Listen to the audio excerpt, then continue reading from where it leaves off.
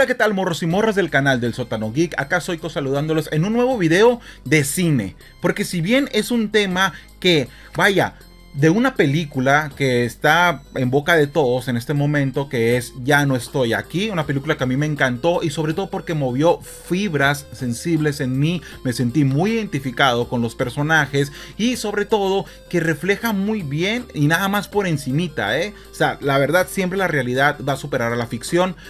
Pero aún así refleja bien la realidad de los barrios pobres, de los barrios bravos mexicanos. La película está situada en Monterrey. Monterrey, para los que no son de México, es una ciudad que está ubicada al noreste de México. Y donde yo vivo estoy al noroeste. O sea, los dos somos del norte, pero no estamos tan cerquita. Aún así, somos estados fronterizos donde pues la cultura gringa y toda esta onda chicana influyó mucho. Yo diría que todos los 90, bueno, las décadas que a mí me tocaron vivir, los 90 y parte de los 2000, 2010, sobre todo esa cultura del chicano, toda esa gente que se cruzaba al otro lado pues persiguiendo el sueño americano. La película está protagonizada por actores no profesionales y no es algo nuevo en el cine. Yo les recomiendo las películas de Amate Escalante. De esta ya hablé yo. Te voy a dejar aquí el video en la descripción o en la pantalla final de este video. Se llama Los Bastardos, que habla también sobre nuestros paisas que se van a buscar una mejor vida en Estados Unidos. Y de esta no he hablado, se llama Eli. Esta habla más bien sobre cuando el narcotráfico llega a las localidades aledañas y empieza a reclutar pues a la gente que está necesitada de trabajo, que está necesitada de dinero. Como les digo, estas películas también son un claro ejemplo de que Amate Escalante desde hace rato junto con Carlos Reigada ya había utilizado esto de poner pues a actuar a personas reales, personas que no se dedican a la actuación. La película me removió muchos recuerdos y muchas situaciones, anécdotas propias y ajenas de mi barrio.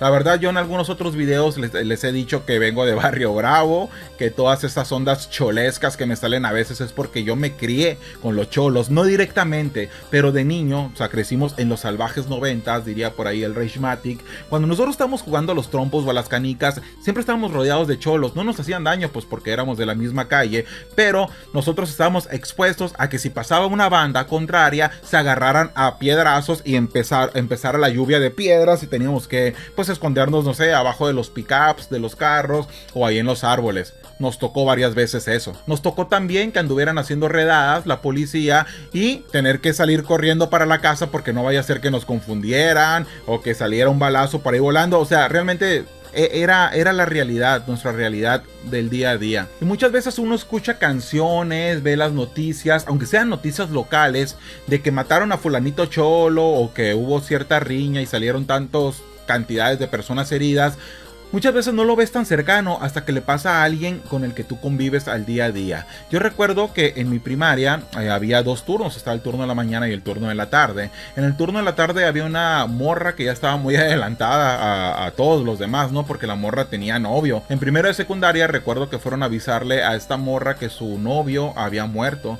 Su novio pues era cholo y murió en un enfrentamiento pues de pandillas. Y hasta ahí vine a caer en cuenta que esto era real. Hasta que la vi a ella llorando afuera de su casa por su novio. En la secundaria, te estoy hablando ya de finales de los 90s, entrando al nuevo milenio, llegó un compañero que venía de Estados Unidos. Él ya estaba grande, yo creo que ya tendría unos 16 años. Él había vivido en Los Ángeles y lo regresaron.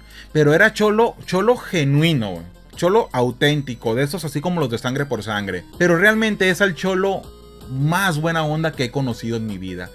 Súper simpático, sacabas cura con él, se prestaba para las bromas, siempre y cuando no te metieras con su barrio, con sus placas. Si él ponía en el pizarrón un letrero, una placa de su barrio, no le pasara una rayita que le pusieras encima de él, no, era la muerte, porque era totalmente leal a su pandilla. Pero fuera de eso, era el vato más a toda madre dentro del mundo de los cholos que a mí me había tocado. Resulta que este morro tenía 16 años y ya había tenido toda una vida en Los Ángeles, güey. Tenía un niño, mamón, tenía un hijo ya, güey, que lo dejó allá en Los Ángeles, estaba juntado allá en Los Ángeles. Y el vato caminaba chueco, o sea, caminaba así cojo, porque en una ocasión, cuando estaba con su clica allá en Los Ángeles, pasó una pandilla contraria en un carro y les disparó a todos, güey.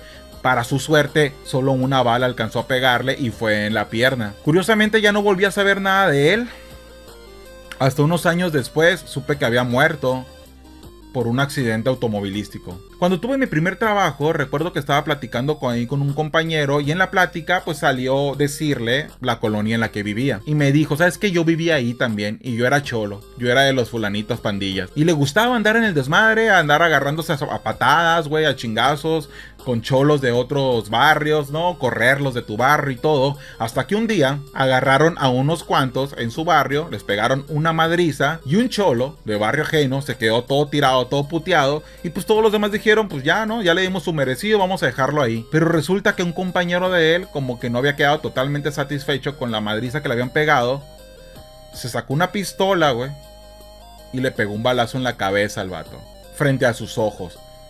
Dice que la banqueta quedó pues llena de sesos, güey, llena de sangre.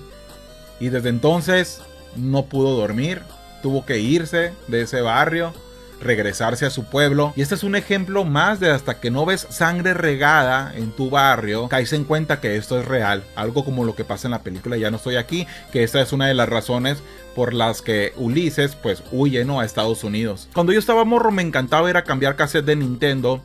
De casa en casa, obviamente casas donde tuvieran cassette de Nintendo, no voy a ir a cambiarle, no sé, a una doña un frasco de café, un kilo de frijoles por un cassette de Nintendo, no, o sea, con los morros que tenían cassette de Nintendo. Cuando ya agotaba los cassettes de un morro, siempre le decía, oye, ¿no sabes quién más tiene juegos como para ir a cambiarle? Me decía, ve con el fulanito, le dicen fulanito apodo o se llama de fulanita forma, ve, dile que vas de mi parte. Y así me iba, güey, como abejita, de flor en flor. En esas visitas me tocó cambiarle cassettes a varios cholos, a varios, güey. Muchos de ellos apenas iban iniciando en su, pues, etapa malviviente, por así decirlo. Y muchos de ellos ahorita están perdidos en las drogas. Uno de ellos, recuerdo, hermanos, que me prestaban juegos de deportes, de béisbol, de jaleco. Y también su vecino, que su vecino me lo recomendó a él. Uno de ellos ya murió de sobredosis. Y los otros pues allá andan flacos, chupados, tristemente. Otro vecino también que vivía justamente en la calle atrás de mi casa, pues hace poco lo asesinaron. Yo convivía mucho con su hermano